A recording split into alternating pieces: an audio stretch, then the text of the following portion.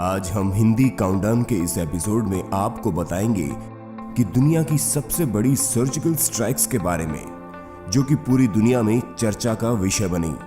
लेकिन उससे पहले हम आपको ये बता देते हैं कि सर्जिकल स्ट्राइक आखिर होती क्या है।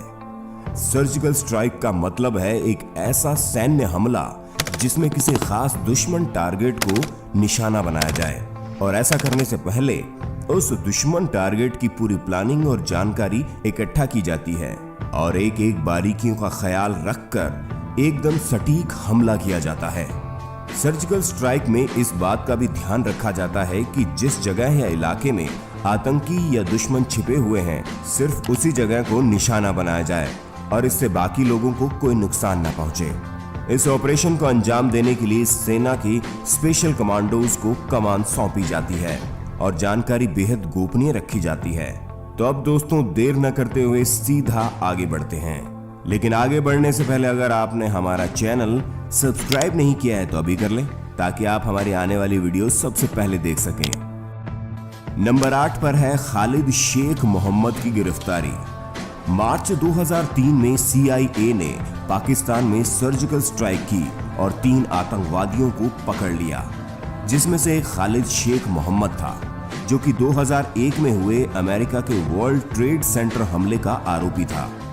इन्हें पकड़ने के लिए अमेरिका की स्पेशल फोर्स ने पाकिस्तान के रावलपिंडी में ऑपरेशन चलाया था। इसके बाद खालिद शेख मोहम्मद को गिरफ्तार करके ग्वाटेनामो की खाड़ी में पूछताछ के लिए भेज दिया गया। नंबर 7 पर है ऑपरेशन ईगल क्लॉव। नवंबर 1979 में ईरान की राजधानी तेहरान में कुछ ईरानी छात्रों ने 53 अमेरिकी नागरिकों को US दूतावास में बंधक बना लिया था। क्रांतिकारियों की मांग थी कि अमेरिका ईरान के घरेलू मामले में दखल देना बंद कर दे और मोहम्मद रजा को देश में वापस भेजकर उस पर मुकदमा चलाने दिया जाए। अमेरिका के राष्ट्रपति जिमी कार्टर ने ईरानी स्टूडेंट्स की बात न मानते हुए बंधकों को छुड़ाने के लिए अमेरिका ने एक सीक्रेट ऑपरेशन चलाया, जो असफल रहा। उनके हेलीकॉप्टर जैसे ही निकले, वैसे ही खराब मौसम उनका दुश्मन बन गया। इस ऑपरेशन में एक अमेरिकी सेना का हेलीकॉप्टर भी क्रैश हुआ था और आग लगने की वजह से 8 अमेरिकी जवानों को अपनी जान भी गंवानी पड़ी थी। इस ऑपरेशन को तुरंत रोकना पड़ा और सुपर पावर बनने वाले अमेरिका को पूरी दुनिया के सामने शर्मिंदगी उठानी पड़ी, जिसका खामियाजा जिमी कार्टर को राष्ट्रपति का पद देकर चुकाना पड़ा। नंबर 6 पर है ऑपरेशन गोथिक सर्पेंट। अमेरिका की स्पेशल टास्क फोर्स ने साल 1993 में सोमालिया के मोहम्मद फराह एदिद को पकड़ने के लिए सर्जिकल स्ट्राइक किया था। हालांकि ये स्ट्राइक भी असफल रहा और अमेरिका के 2 ब्लैक हॉक हेलीकॉप्टर RPG से मार गिराए गए, जिससे कि 18 सैनिकों की मौत हो गई। वहीं 70 से ज्यादा अमेरिकी सैनिक घायल हो गए। इसी बीच मौके का फायदा उठाते हुए फराह एदिद भाग निकला। इस सर्जिकल स्ट्राइक को नाकामयाब स्ट्राइक के तौर पर देखा जाता है और इस विषय पर एक मशहूर बुक और एक हॉलीवुड फिल्म भी बन चुकी है, ब्लैक हॉक डाउन के नाम से। नंबर 5 पर है ऑपरेशन म्यांमार। 4 जून 2015 को नागा उग्रवादियों ने चंदेल एरिया में भारतीय सैनिकों पर हमला कर दिया था। इस दौरान हमारे 18 सैनिक शहीद हो गए थे।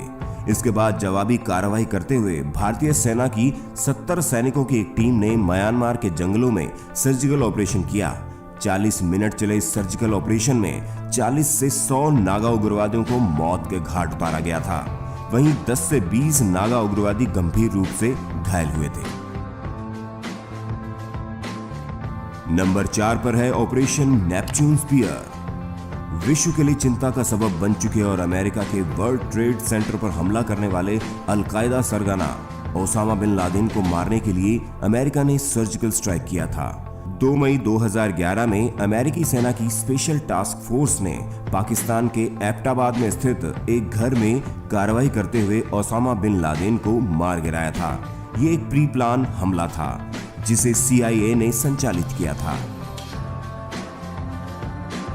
नंबर 3 पर है रैथ ऑफ गॉड। साल 1972 में ओलंपिक खेलों के आयोजन के दौरान ओलंपिक विलेज में हथियारों से लैस आतंकवादी घुस गए थे। उन्होंने 11 इजरायली खिलाड़ियों को बंधक बना लिया। इसके बाद उन्होंने जेल में बंद 234 फिलिस्तीनियों को रिहा करने की मांग रखी। इसके बाद इजरायली सेना ने खुफिया एजेंसी मोसाद टीम के शार्प शूटरों ने आतंकियों को निशाना बनाना शुरू कर दिया। खुद को चारों तरफ से घिरता देख आतंकियों ने निहत्थे खिलाड़ियों पर गोलियां बरसानी शुरू कर दी। एक हेलीकॉप्टर को बम से उड़ा दिया गया, फिर दूसरे हेलीकॉप्टर में बैठे खिलाड़ियों को भी गोलियों से भून दिया गया। कुछ ही मिनटों में एयरबेस में मौजूद हर आतंकी मारा गया। साथ ही इजराइल के 9 खिलाड़ी भी आतंकियों की गोलियों के शिकार बन गए। इजरायली सेना ने अपनी खुफिया एजेंसी मोसाद की मदद से उन सभी लोगों के कत्ल की योजना बनाई जिनका वास्ता ऑपरेशन ब्लैक सितंबर से था। इस मिशन को नाम दिया गया रैथ ऑफ गॉड। म्यूनिख नरसंहार के 2 दिन बाद इजरायली सेना ने सीरिया और लेबनान में मौजूद फिलिस्तीन लिबरेशन ऑर्गेनाइजेशन के 10 ठिकानों पर बमबारी की और करीब 200 आतंकियों और आम नागरिकों को मौत के घाट उतार दिया। नंबर 2 पर है ऑपरेशन एलओसी।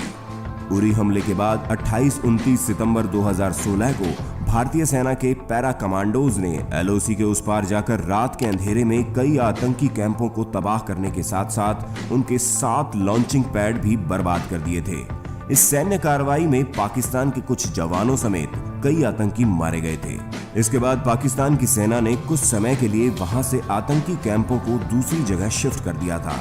हालांकि पाकिस्तान बार बार भारतीय जवानों द्वारा की गई इस कार्रवाई को झूठा करार देता रहा, लेकिन इसका खौफ आज भी उसको बना हुआ है।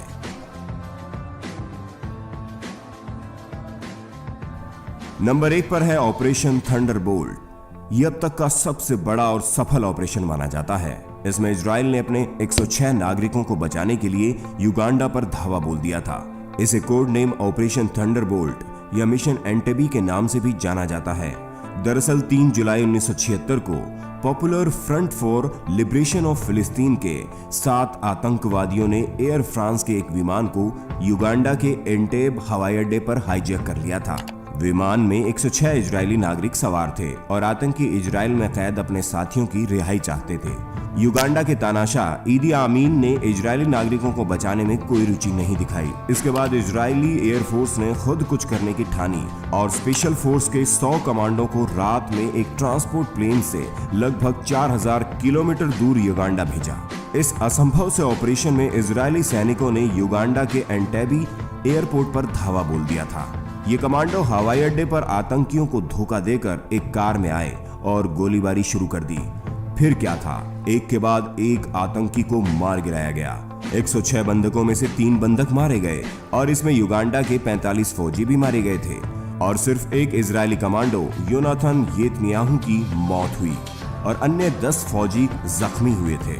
इस गोलीबारी में इजराइल ने युगांडा सेना के 11 रूसी निर्मित MiG-17 और MiG-21 भी तबाह कर दिए थे। इस मिशन को इजरायली कमांडो योनाथन की याद में ऑपरेशन योनाथन के नाम से भी जाना जाता है।